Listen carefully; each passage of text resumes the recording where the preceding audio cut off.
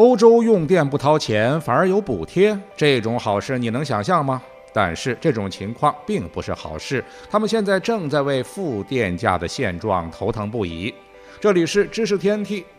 我国之所以要深入内陆大费周章地建立众多的发电厂，并且不远万里的西电东送，就是因为我国的用电需求十分庞大。2023年，我国整年的用电量达到了92241亿千瓦时，其中居民用电为13524亿千瓦时。可以说，电力已经成为了人们维持日常生活最不可缺少的部分了。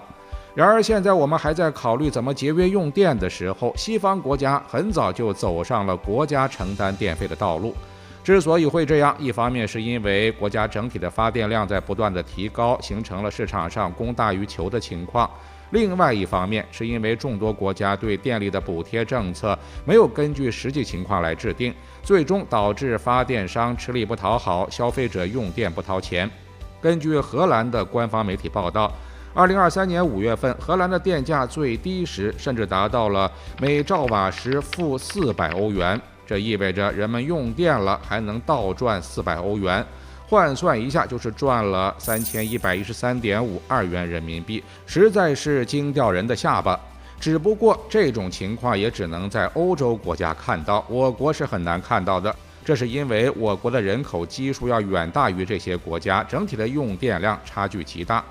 荷兰的国土面积只相当于我国的一个四川省，在这种情况下，负电价自然有理可循。可我国有900多万平方公里的国土，10几亿人口的基数，负电价在我们这里几乎是痴人说梦。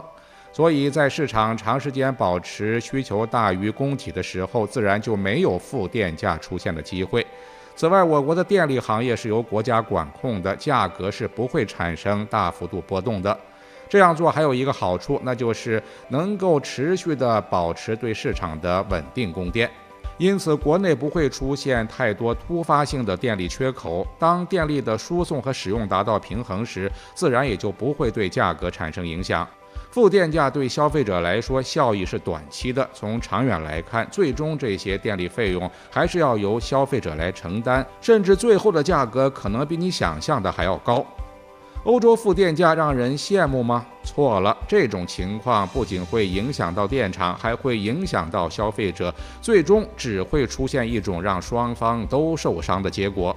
据德国媒体2023年7月5日报道，当地的一家风力发电厂就发生了起火事件。据了解，这座发电厂的装机容量达到了6兆瓦，究其原因，其实就是负电价惹的祸。原来，由于可再生能源发电的急速上升，导致欧洲各国的发电量出现盈余，在供大于求的情况下，就需要不断地降低电力价格。而当电力价格下降到负数时，发电商们就不得不关停厂内设备，防止出现持续性的亏损。风电场频繁的启停之后，就会导致风机的刹车装置逐渐失灵，在过度的运转之下，风机自然就会过热燃烧起来。由此看来，如果负电价的情况不能早点得到解决，欧洲国家的传统电厂甚至会从此消失也说不定。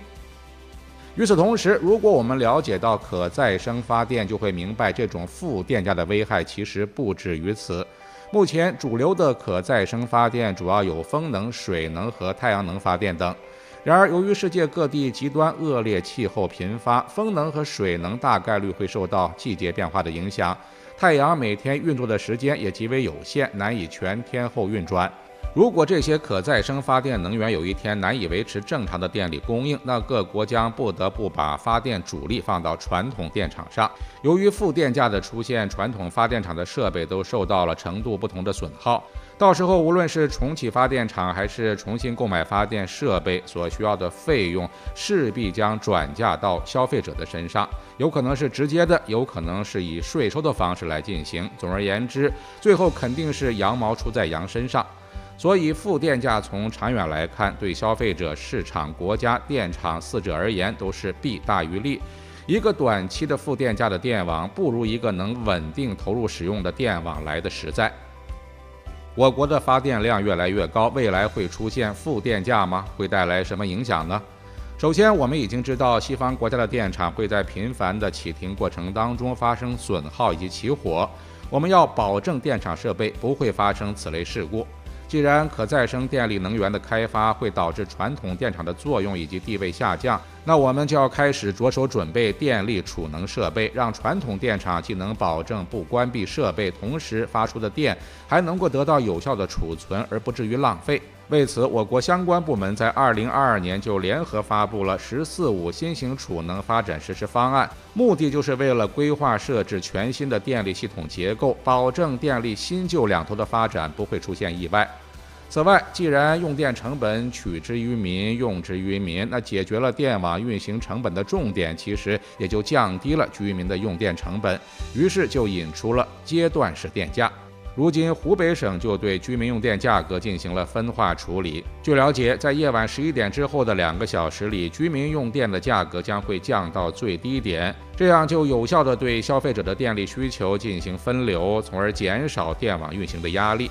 最后，对于光伏项目等可再生发电能源的补贴计划，要根据现实情况来确定。如果过分的追求清洁能源，可能会导致火电等传统电厂的发电比重降低。一旦可再生能源出现些差池，同时传统电厂还无法回归正常运作状态，最终受害的将是从电网终端到消费者这条线上的所有群体。